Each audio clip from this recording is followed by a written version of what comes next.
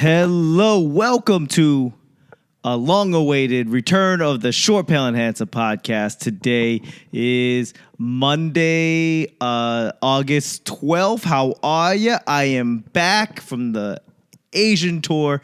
I was really sorry that I could not post some podcasts while I was out there.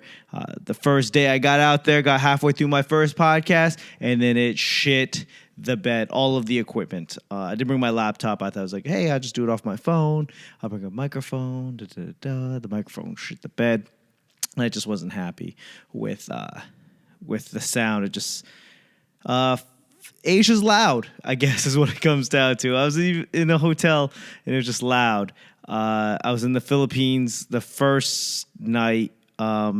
And I was trying to record, and just you could hear the honking, and you could hear the air conditioner, and I just could not get it all. So I missed you. It's basically what I'm saying. I'm sorry. I missed you. I am back. I gained weight. Good old Johnny Fatface here. A lot of eating. A lot of eating in Asia. So I think I talked about it before I left such a long time ago, a month. Big layover, big gap. But I decided not to go to Hong Kong, and thankfully so. You know, they got some shit going on. I can't really tell you what it is. It seems like people are not happy with the government, and the government says, cool. But as of today, they're sending SWAT team and military into the airports because protesters for the last couple of days were protesting and causing plane delays. So luckily, I was not there at the time. But you know, whenever you're in a place that's having basically a revolution, you know, there's civil unrest, revolution. They are rebelling. That is not the place you want to be, especially when you literally have nothing to do with what's going on. As an American, I kind of was just like, hey, I understand revolution's a thing. You guys just go out and do it. I'll be back when you guys get all your shit sorted. So I canceled my show in Hong Kong, and my show in Singapore got canceled. So I was just basically free to roam around the Philippines for literally a month. And then I did a couple shows in Manila. But that's not that. We'll get to that later, much later, because I got a lot to talk about. I got literally a month of topics to talk about, and I don't know where to start. So you go, hey, Loy, why don't you just start at the very beginning? You know what? I think you're right. So let me rewind. I gained weight. My face is fat. I am fully committed to this Afro Mohawk mullet, like this Afro Mohawk freedom mullet combo. I'm committed. If you are just listening to this podcast and you're not watching it, there is a video option on YouTube. You could go ahead and check out my YouTube. Loy Lee Comedy on YouTube. It's there.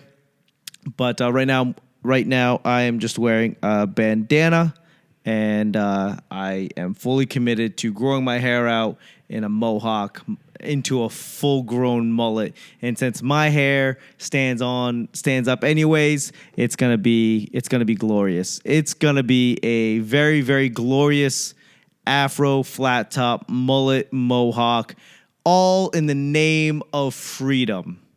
So I'm fully committed to that. So when I left, it was like 35 hours, give or take, of flying. And we went from here, D.C., to where did I go? Oh, San Francisco. That's like 6 hours. And then there was like a long stretch to get to Singapore. And then it was like a short 4 or 5 hours to Hong Kong, and then Hong Kong to Manila, where we stayed the night. And then the next day we got on a little puddle jumper for a couple hours to maybe an hour to get to Cagayan de Oro. And man, people don't know how to act on a plane. I get it. That long leg, it's overnight. That long leg is long. It was like literally 12 hours or something crazy. And we're stuck. You're basically stuck in a cage. I'm small, so I'm okay with that. But if you're in the middle seat, you should have dibs on both armrests. Now they're saying, well, there'll be a time when you'll be able to have armrests, and then they'll stagger the seat height, so therefore the guy in the middle is going to have his own armrest, and the guys on the sides are going to have the armrest. But if you're stuck in the middle, 2019, and you don't get both, you need to go fucking yell at the guy in the aisle or on the window. So my wife took the window. I took the middle seat because I'm a gentleman, and I don't want anybody groping my wife while she's sleeping. But this motherfucker that sat next to me was like bumping me. He did not even touch me while I was awake. But when I started sleeping, he kept on bumping my elbow, which startles me, So that kind of just juts me out of a slumber, It frightens me. It's not nice. And he did it like 3 times. One time he actually hit me in the ribs. And it wasn't hard, but it was like enough where like you're sleeping. It's fucking infuriating. And I tried to like let him know that I was asleep if he couldn't have figured that out himself. But I put earphones in, and I had a sleep mask on, right? Not a CPAP, but just fucking thing that goes over your eyes. And even then, like somewhere in the middle of sleep, he taps me and is like, hey, how do I work this fucking thing? And I was like, I'm sleeping. I don't fucking work here. How the fuck, ask somebody. That's not sleeping. The people walking up and down the aisle, the people in the funny fucking suits, maybe ask them. I will say Singapore Air, super nice. And if you've never been Singapore Air, apparently that's the airline to fly. And it was dope because all of the flight attendants, they were fucking adorable, okay? Singaporean women wearing traditional Singaporean attire, and they were your stewardess, and they were so fucking polite. They had their hair done up.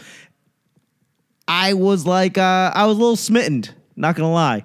And, I love my wife. I would never cheat on her. And I would never oogle a woman in her presence. But I was like, oh my God, they're all fucking adorable. It wasn't like one.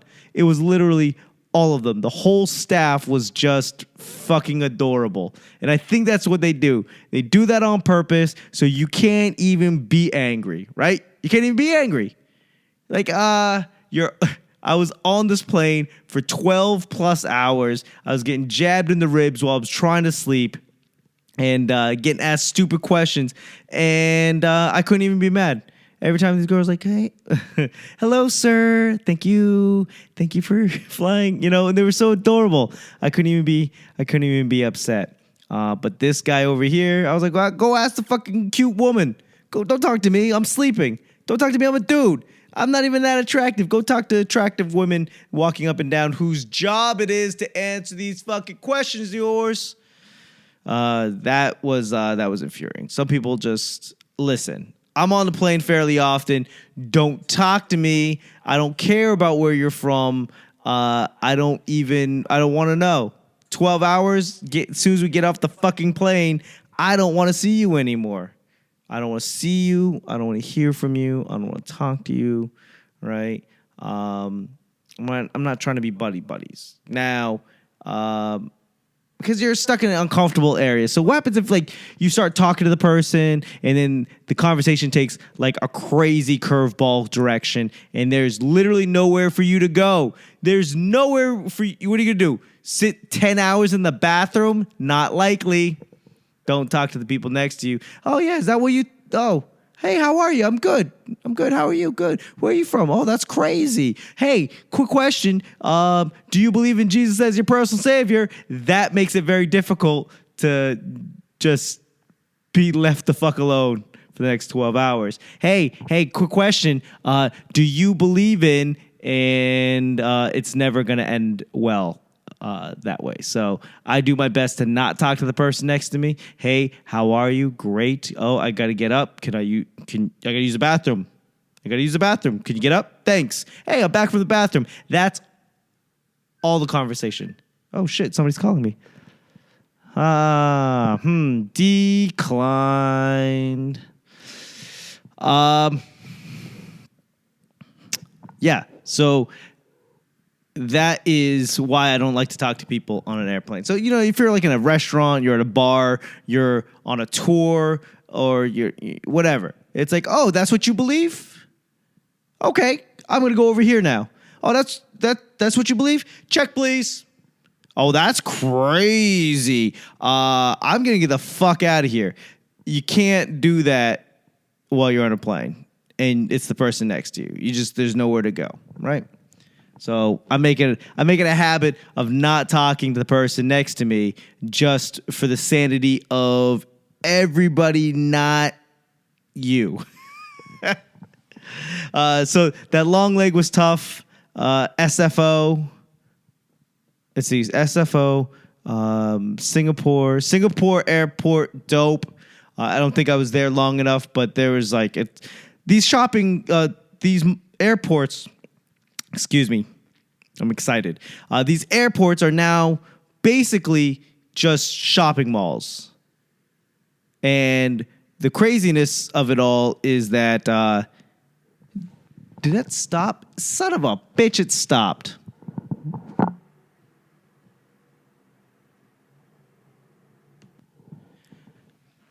Technical difficulties. I'm back at it, and I don't really remember how any of this podcasting shit works. So, not that you would notice.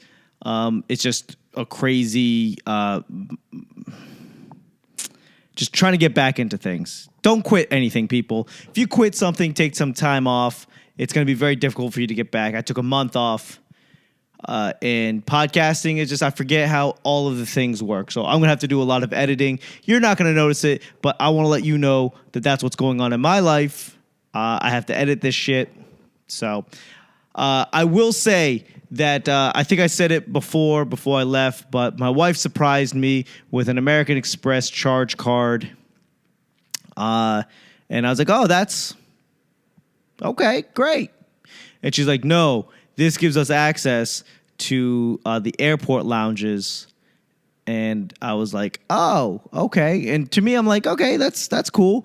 Not until you go there, right? You go there and we're not sitting with the regular everyday savages in the airport anymore. We're going into the lounge and we're dealing with like a higher level of savage.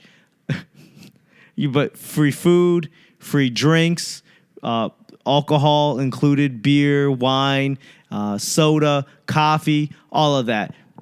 In SFO, if I remember SFO, I do. Do I remember SFO? I don't. Maybe we didn't have time to get into that one. Yeah, maybe did. Dulles. We went from Dulles. The airport lounge was dope there. Priority pass, shout out, what? And then we went to SFO. Maybe we didn't have time. Maybe we didn't have time. And then we went to Singapore. All of these airports that are not in America just becoming shopping centers. Now, if you go to the airport here in the States and you go, oh, that's cool, kind of a shopping center. It's like a duty-free, Sbarro's, and a fucking whatever. A place where you can buy headphones for $37, the same ones you could buy at the dollar store for $1. And that's not really like shopping. But in Asia and internationally, these international airports have like Louis Vuitton. They got fucking Coach. They got, all these crazy brands, but all of this shopping. In Singapore, voted #1 airport in the world. Totally believe it. There was like a butterfly exhibit. You could fuck around with butterflies. There was like an outdoor pool. Not that we saw it, but there is one. You could take a tour around it and see like a waterfall. I don't know. They were just like, hey, we got people that are probably going to sit here and be delayed. What the fuck do you want to do? Here, drive around. Here, look at a waterfall. Shut the fuck up. But what's crazy about these lounges is that there's like, you could rent a room to sleep in for a few hours. You could shower for free, clean bathrooms, fresh food. And yeah, it was totally dope. So Singapore, we got there, we ate, we had a few drinks. We went to Hong Kong, same thing, dim sum, a few beers, and we finally got to Manila. Manila was dope. Not gonna lie. I wish I had an opportunity to see more of it. We got to stay by the airport that first night. We hung out at the casino, and we Airbnb'd it. So shout out to Airbnb.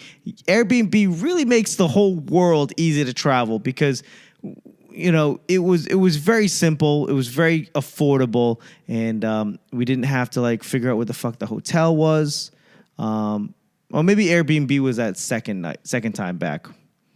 Yeah, Airbnb was the second time. We stayed at the Belmont Hotel, which is like, it felt like every other boutique hotel I've ever been to. Small room. You can see into the bathroom shower through a window. And I was like, oh, that's okay. You know, but Manila is very, very, very, very loud. And that's because how they drive. Like the jeepneys, which is like old school Jeeps, the big ones, long ones that are basically public transportation. But then you've got these like sidecar on motorcycles, like motorcycle sidecars that are just like kind of welded in that can hold like, I don't know, maybe 4 or 5 people. They're scooting around. Like there's no regulation. That's what I realized in the Philippines. There's like no regulation on anything as far as like DMV vehicles. You could just literally hot iron some rods and some seats to a motorcycle, and then as long as somebody jumps in it, you got money, right? Jeepneys just seem like they're just stuccoed and bondoed together, but yet people use it. And there's like no rules in driving. It's just, as long as you're driving on the right-hand side most of the time, it seems to be on board. People were passing people into the oncoming traffic with solid yellow lines. That shit was nerve-wracking. And everyone thinks about it like, whatever. And these little motorellas, these little tricycles, they can only go so fast. I get it. But they have no fear. They give no fucks of the traffic. They'll just literally ride in the middle of the lane, and people have to pass them. And the very common thing that people do when they pass cars is they beep, beep, beep. It's like, hey, I'm coming, beep, beep. Beep, beep, on your left, beep, beep. So basically, there's honking all of the time. I haven't honked my horn, I think I honked my horn maybe a handful of times in the last 3 years. I feel like if you honk your horn, we're fighting. We're literally going to get into a fight. Fuck you, stop beeping at me. And, in the Philippines, that was just normal. That was just normal. But nerve-wracking. Because the motorellas aren't going to pull over. People just kind of they dart into the road. Dogs, stray dogs. There were so many stray dogs. And everyone was trying to reassure me, oh, they're not stray. They're owned by somebody. We just don't buy collars or leashes. They roam for the day, and then they come home. And it was so they're free-range dogs. Yeah, exactly. And that was out in the countryside. Manila, that first night, we were already jet lagged, so we were just happy to sleep. And I woke up. And here's the thing about the Philippines, apparently, that no one really, really told me, nor can you really understand it until you actually see it, is that the sun rises at 6 a.m. every day, and the sun sets basically at 6 p.m. every day, 6, 7 p.m. It's the same time all year round. Now, I'm not used to seeing the sun at 6 a.m. I was up at 6 a.m. I was up at 6 a.m. literally 90% of the days I was in the Philippines. And it was weird, wake up at 6 a.m. By 6 p.m. you're tired. By 8 p.m. it's pitch dark, right? It's it feels like it's midnight already. Because by 8 o'clock, you've already had 2-3 hours of darkness. And I was maybe it was a maybe it was a jet lag. Maybe it's still the jet lag. But I was, 9 o'clock rolls around. I was fucking tired, spent.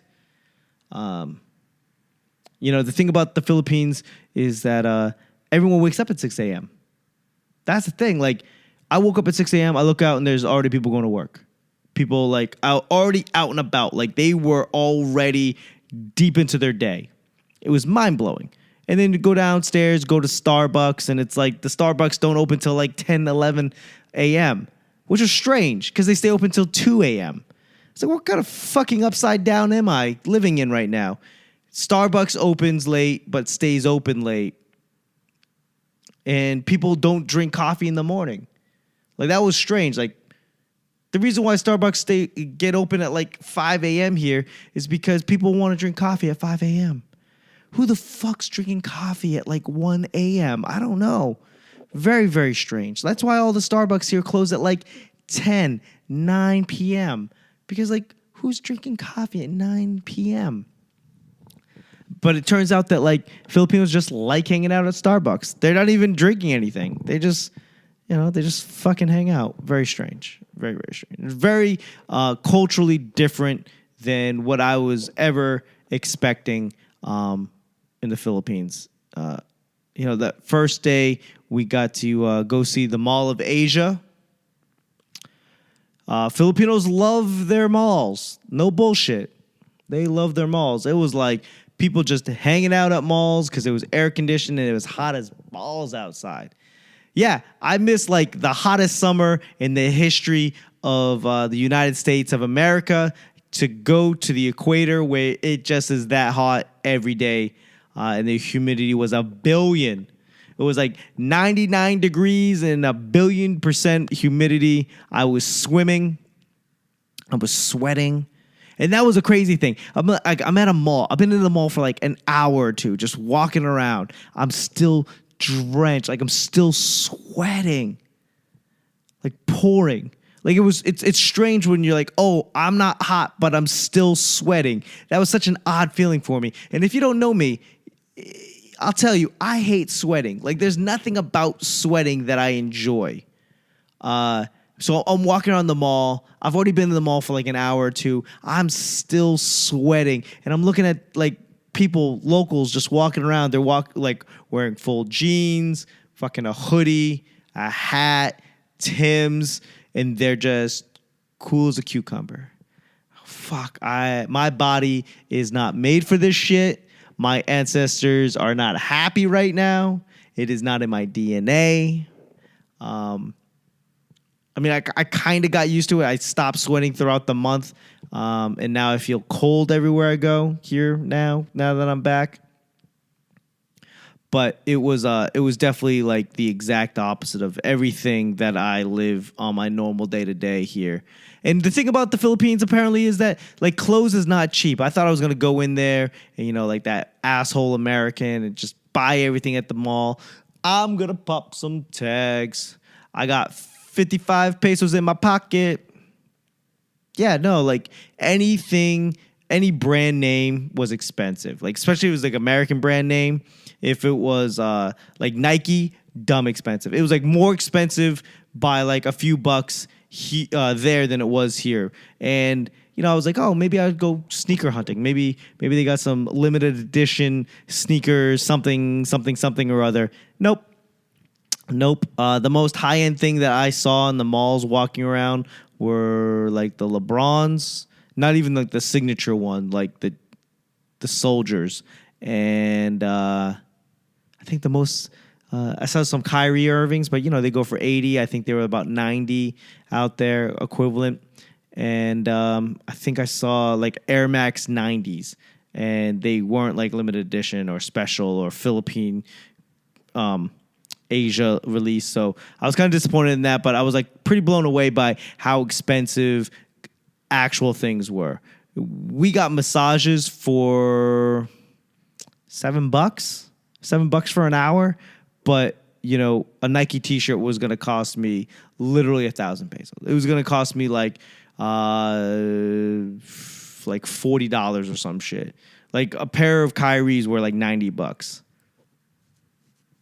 Yeah, so it was very, very strange. Like here, you can find good sneakers or clothes for cheap. You wait for the sale, and then a massage is gonna still cost you like $100 an hour. So it was very strange how like things were expensive, but like manual labor was cheap. Very odd to me, very, very odd. But I did get to get pampered a decent amount while I was in the Philippines. We got massages fairly often. I got my nails did. I got my feet done. I got my hair cut. And here's the thing. I think the thing that I didn't realize when I first got my haircut, we got there and like I got my haircut because it was like $5, you know. And here's the thing. Like I'm definitely an American asshole. Like I'm definitely the American asshole in the regards to money, like the way we spend it, the way I look at it. Like there's no way that I can get around. I've been spending money all my life. I've been earning money all my life, and the way I look at money was definitely obvious that I was not a local, and my wife had to set me straight. Like I tipped a bellhop, which was equivalent to like 70 cents or something. She's like, no, it was close to $1. Let's say $1, right? I was like, I basically paid him $1 for tip for bringing the stuff up, and she looked at it, and she didn't want to embarrass me in front of the person, and definitely we can't take the tip back, right? So I give him basically $1, and then she pulls me aside and it's like, you can't do that. Like, that's too much. And I was like, too much? It's like $1. Like, if I tipped $1 to a bellhop here, like, he'd probably piss on my suitcases in front of me. Like, right there. Oh, $1? I lug this shit up. Okay, I'm pissing on your suitcases right now, son. But she's like, no, like, you gotta understand, a lot of these, like, bellhops, they're probably not making more than like $6 a day, right? You can't just tip them like $1. That's, it's a lot of money. It's a lot of money. Like, I bet you, she was like, yeah, I bet you a lot of these people are making less than $6 a day. And that is the normal wage. Like, that's normal. You can't go around just throwing that kind of asshole money around. That's like, the pizza delivery guy getting like $100 tip. Like, oh, that's amazing. But, you're probably going to get your shit broken into when you're gone. So, she's like, you can't look at it like $1. So I got my haircut. And the funny thing about getting a haircut that you kind of just don't, I didn't anticipate was like, oh, I'm going to have to explain to them how I want my haircut, right? And so I'm sitting there, and so I'm downloading pictures. And the thing I learned about the Philippines is that everyone speaks English until you start speaking English. And then it all goes to shit from there. Everyone's like, oh, yeah, I speak English. It's like the way we say, oh, I speak French. I took 3 years of it in high school. Like, we don't know shit about that. They speak better English than that, but not like, they know like whatever their skill set is, they just know just enough to get by on that in English. Like, they know, like, if they're trained to answer 20 questions, you ask them a 21st question, and that's when it all goes off on the rails. And it's impolite. It's impolite to say no, so they're just going to agree with you with everything. Like, hey, is the bathroom over here? Yes. It's like, hey, do you understand what I'm saying? Yes. Can you do this? Yes. And even though they can't, right? There's like a sudden pause. There's like a pause of like, yes.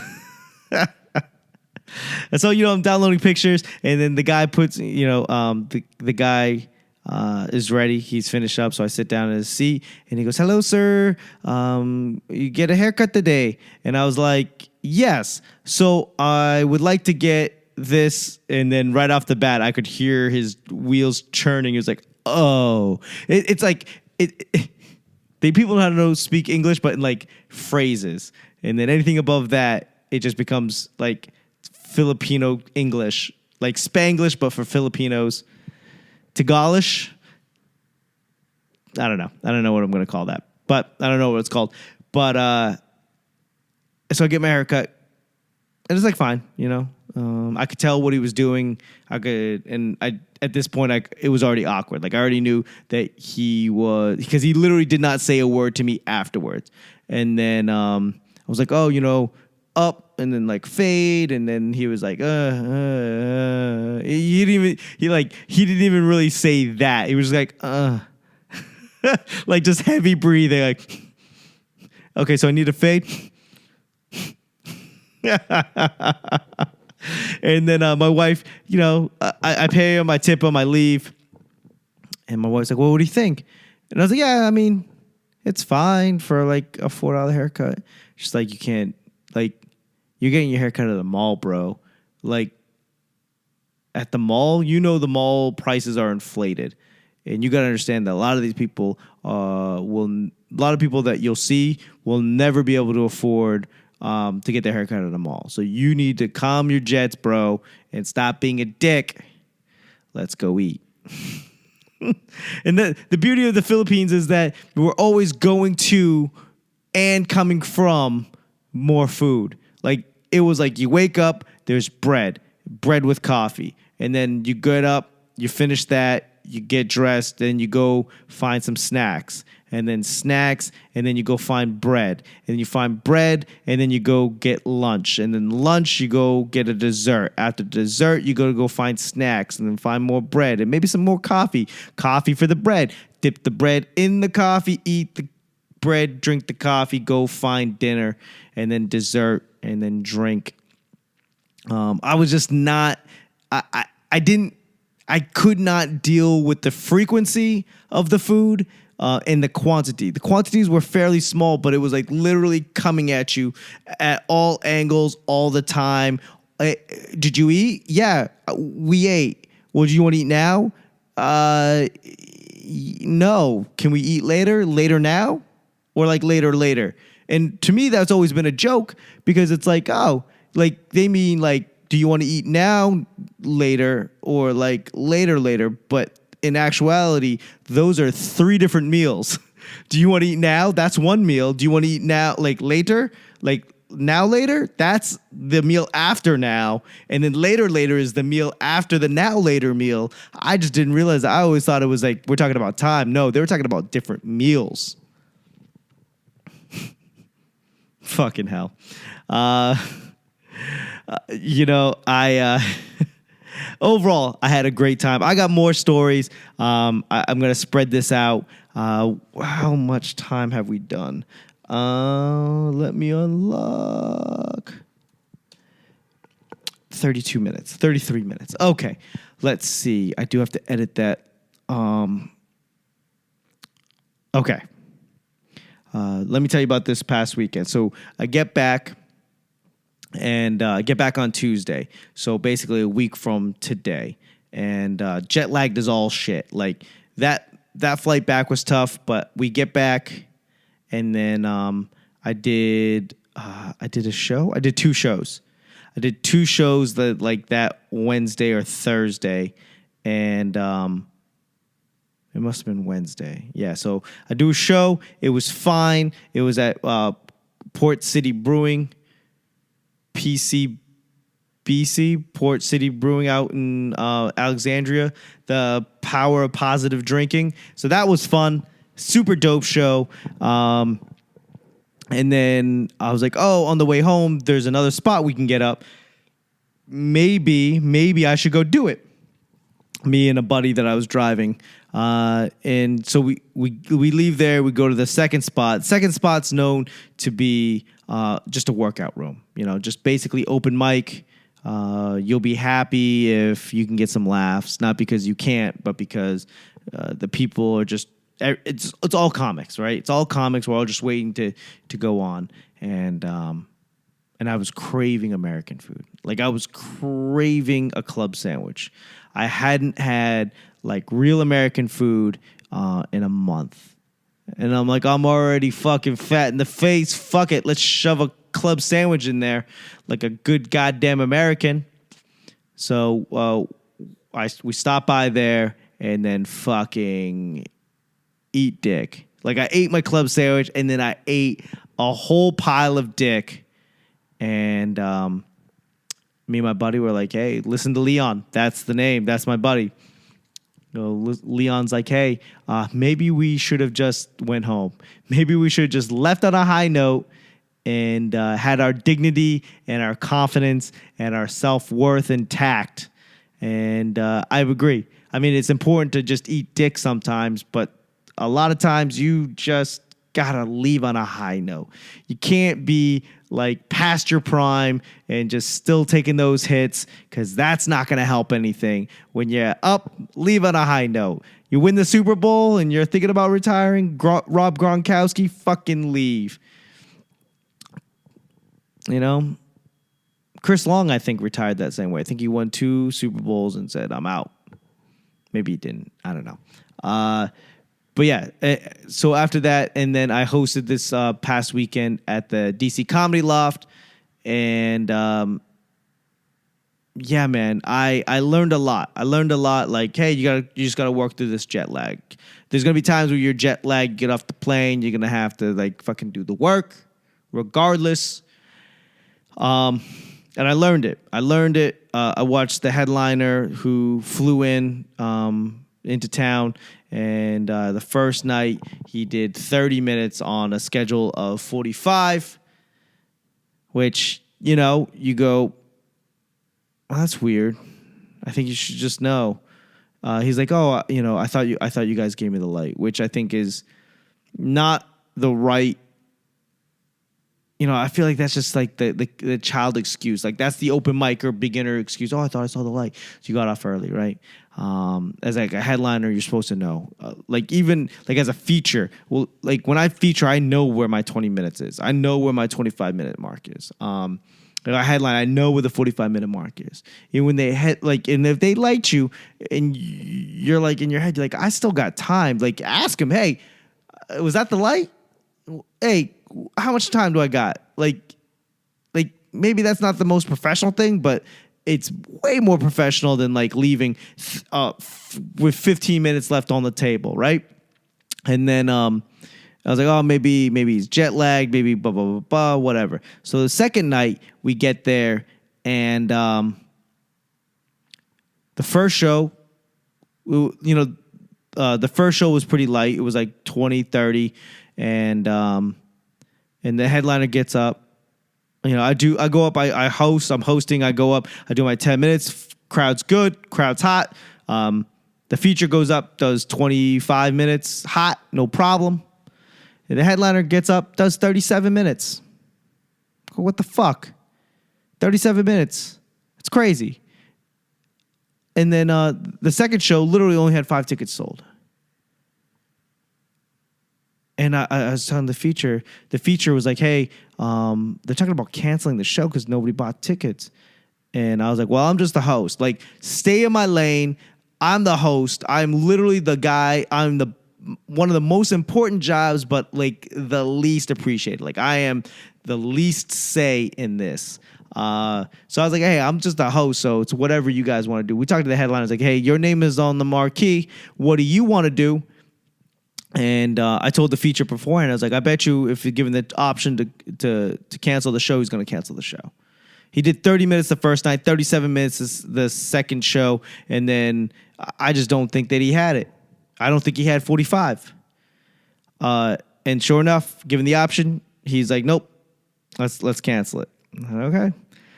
Which leads me to 2 facts. Like, I don't want to dump on a fellow comedian. I don't want to dump on another guy in his career, but like it taught me 2 things. One, I got to put myself in a better position to get better paying portions of the show. Like, I need to know, I need to get better at being a feature and a headliner. I've been doing this too long to just sit back and just keep on taking this shit.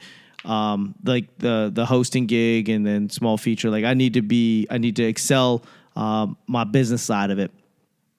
You know, because you go, oh, other people getting it and can't do it or not being able to do it. Like, you can do it, just put yourself out there. So I got to go out and fucking jump. I got to jump off this cliff and fucking land in water or land head first. Either way, it's got to get done. And the other thing I learned was You got to learn how to sell tickets, bro. I think that's really what it comes down to. Because what happens is if I sold tickets, we would have had the show. I mean, I still got paid, but it just goes to show that I literally didn't sell any tickets, even though I'm the host, and that technically isn't my job. Technically, it's still part of your job. Like, if 20 people showed up and they're all looking for me, that would have been assigned to the comedy club, being like, listen, this guy needs to be moved up. In your league, this guy needs to be ranked higher. So I'm definitely thankful that I was there. I was definitely thankful that getting work is always being thankful. But coming off the flight, doing shows in Asia, and then going back to being a host here for the weekend on quintessentially 2 shows, it literally puts everything into perspective.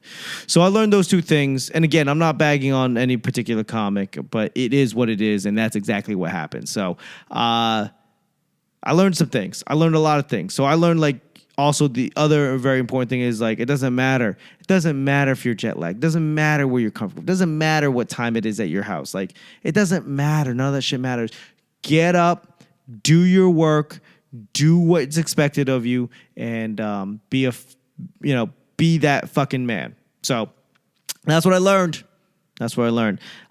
It's 42 minutes, give or take, because I got to edit this shit. So I'm at 42 minutes. I just want to say thank you very much. Shout out to the people that reached out to me while I was gone, just encouraging me and trying to get me right on the right path while I was gone. And thank you very much for the well wishes. Thank you very much for all of the support every day. If you're listening to this right now, if you're watching this right now, thank you very much.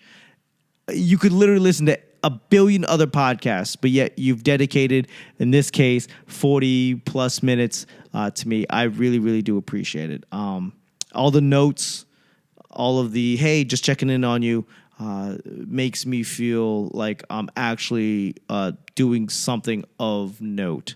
And, you letting me know you dedicate time to this allows me to feel like this is all worth it in the end. So thank you very much.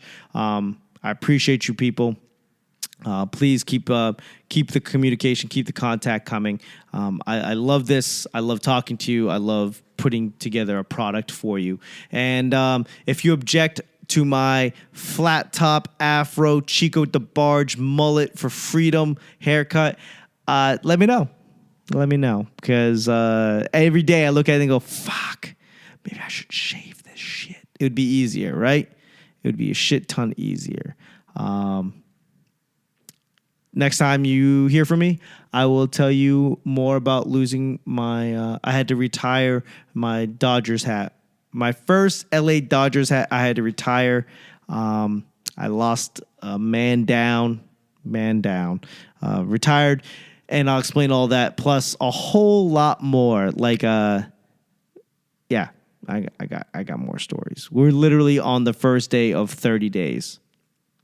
So tune in next time, right? Same Loy channel, same Loy time. Shout out to the Loyminati. We appreciate you. This show has been brought to you by my Patreon account. Shout out to Patreon. And I got to send some shit out now that I'm back. So I love you guys.